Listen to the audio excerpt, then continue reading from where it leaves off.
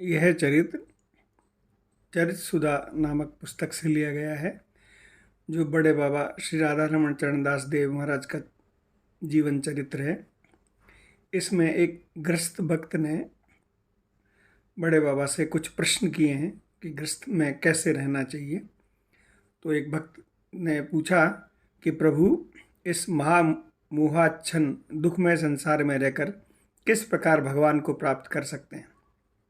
बाबा जी माश, बाबा, संसार केवल दुखमय ही नहीं है, इसमें सुख दुख दोनों ही हैं। व्यवहार दोष से कभी सुखमय और कभी दुखमय प्रतीत होता है। भक्त संसारी लोग जिसे सुख कहते हैं वह तो क्षणिक होता है, इसलिए उसे सुख न कहकर दुख ही कहना ठीक जान पड़ता है। बाबा जी, बाबा, गृहस्थ आश्रम शिक्षा क्षेत्र है। इसमें ब्रह्मचर्य, वानप्रस्थ और भिक्षु, इन तीनों आश्रमों का पालन होता है। इसलिए शास्त्रों ने इसे दूसरे आश्रमों के पिता माता के समान कहा है। शास्त्रानुमोदित पंथानुसार व्यवहार करने से इस आश्रम में भगवान को प्राप्त करना जितना सहज है, उतना और आश्रमों में नहीं है। ध्रुव, प्रहलाद, अम्बरीश, मीराबाई, कर्माबाई इत्यादि सभी तो गृहस्थ थे, उन्होंने क्या भगवत प्राप्ति नहीं की? सुख नारदादि भी उस गृहस्थ आश्रम की लालसा रखते हैं जिसमें रहकर ब्रज गोपिकाओं ने श्री कृष्ण को प्राप्त किया था। हाँ, इतना अवश्य है कि केवल गृहस्थ आश्रम भगवत प्राप्ति का साधन नहीं है। भगवत प्राप्ति में बाधक या साधक तो अपना आचरण होता है। भक्त, गृहस्थ आश्रम में विधिपूर्वक रहने के क्या नियम है बाबा? बाबा जी महाराज, माता पिता की सेवा, अतिथि सत्कार, परोपकार, सत्य प्रतिपालन, दृढ़ प्रतिज्ञा, इष्ट निष्ठा, देवता, ब्राह्मण और वैष्णवों की सेवा, निर्हेतुक दान, संतोष, विषयों में अनासक्ति, सुख दुख में भगवत कृपा का अनुभव करना, भगवत दास दासी समझकर स्त्री पुत्र आदि के प्रतिपालन करना इत्यादि तो शास्त्रकारों ने गृहस्थाश्रम के लिए मुख्य कर्तव्य बताया। गृहस्थ को अपनी संपत्ति के 4 भाग कर उनमें से एक देवता, ब्राह्मण और अतिथि की सेवा के लिए और 2 सांसारिक व्यय निर्वाह और संचय के लिए और बाकी अपने लिए रखना चाहिए। बाकी अंश को संचय के लिए न रखकर केवल तीर्थाटन, परोपकार, निरतुक दान प्रवृत्ति, निज परमार्थ के लिए व्यय करना चाहिए। केवल अर्थ के ही 4 भाग करने हैं सो नहीं है, व्यावहारिक जगत की प्रत्येक वस्तु के इसी प्रकार भाग करने चाहिए। दिन रात में जो 8 पहर होते हैं ना, उन्हें भी 4-4 भागों में 2 बार बांटना चाहिए। अर्थात 4 पहर सांसारिक कार्यों में, 2 पहर सत्संग, परोपकार इत्यादि में और बाकी के 2 पहर अपने परमार्थ साधन में लगाने चाहिए। इसके विरुद्ध आचरण करने पर हम भगवान नियमों का उल्लंघन कर अपराध के भागी होते हैं और नाना प्रकार के दुख भोग करते हैं। विचार कर देखो कि हमारे जीवन में कितना भ्रम है। हम सवेरे से संध्या तक संसार के निमित्त कितना परिश्रम करते हैं। इसके पश्चात रात्रि के प्रथमार्ध को भी परोपकार आदि के लिए निर्दिष्ट है। हम पर निंदा, पर चर्चा और नाच गान में, आमोद प्रमोद में व्यतीत करते हैं। हमारे पास इतना समय ही नहीं रहता कि किसी के घर आग लग गई है तो यथाशक्ति उसकी सहायता कर सके। यदि कोई अनुरोध भी करे तो हम बड़ी विरक्ति से कहते हैं, भाई सवेरे से संध्या तक बैल की तरह जुता रहता हूँ, अब कहीं जाने का सामर्थ्य नहीं।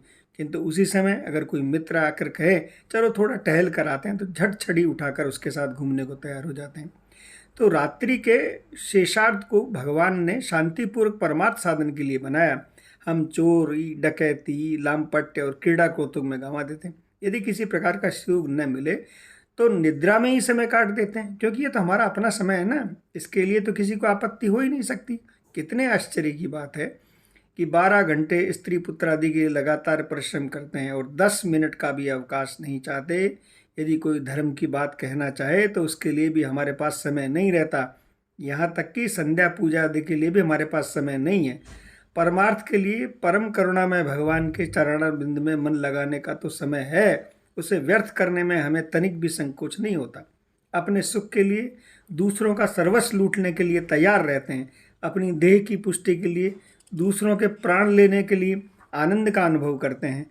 अपनी पुरुष देह के क्षण मात्र के इंद्रिय सुख के लिए, पर स्त्री का सतीत्व लूटने में अथवा अपनी स्त्री देह की इंद्रिया तृप्ति के लिए जिस किसी भी उपाय से निष्किंचन परमयोगी महापुरुष की परमार्थ संपत्ति लूटने में हमारा हृदय तनिक भी कुंठित नहीं होता, ऐसे व्यक्ति के लिए संसार सुख में कैसे हो सकता है? बाबा, सुख और दुख, ग्रही उदासी, धनी दरिद्र, पांडित्य मूर्ख, कुलीन अकुलीन, स्त्री पुरुष व बालक वृद्ध का विचार नहीं करते। सभी के ऊपर इनका समान अधिकार है। सुख दुख मानसिक वृत्तियां हैं, ग्रस्त या उदासी, चाहे कोई भी आश्रम क्यों न हो। आश्रमोचित कर्तव्य पालन करने के से ही सुख मिलता है। चित दरिद्र, सुदामा, विप्र, विदुर, श्रीवास और केला बेचने वाले श्रीधर के सुख का भी कभी क्षय नहीं हुआ। उनके आनंद की दिन प्रतिदिन वृद्धि होती रही और दुर्योधन, कंस, शिशुपाल इत्यादि का सुख क्षणस्थायी रहा। सारांश यह है कि अपने को भगवान का दास मानकर और यह समझकर कि हम उनकी आज्ञा पालन करने सी संसार में आए हैं और आज्ञा पालन कर चले जाएंगे, फलाफल के भागी वही होंगे। जीवन व्यतीत करें जो सुख दुख की कोई संभावना नहीं रहती।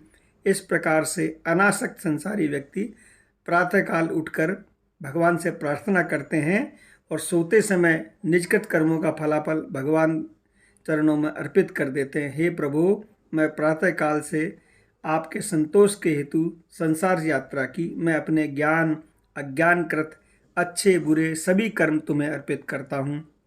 मैं जब तुम्हारा ही हूँ तो मेरे द्वारा किए हुए कर्मों के फलाफल के भोक्ता भी तुम ही हो, इसलिए मेरे ऊपर प्रसन्न हो। इस प्रकार बाबा महाशय ने गृहस्थ को अपना सारा का सारा दिनचर्या बताई। और अब आपको ये अगर पसंद आई बाबा की तो हमारे चैनल को सब्सक्राइब करें। जय जय श्री राधे, निताई गौर, हरि बोल।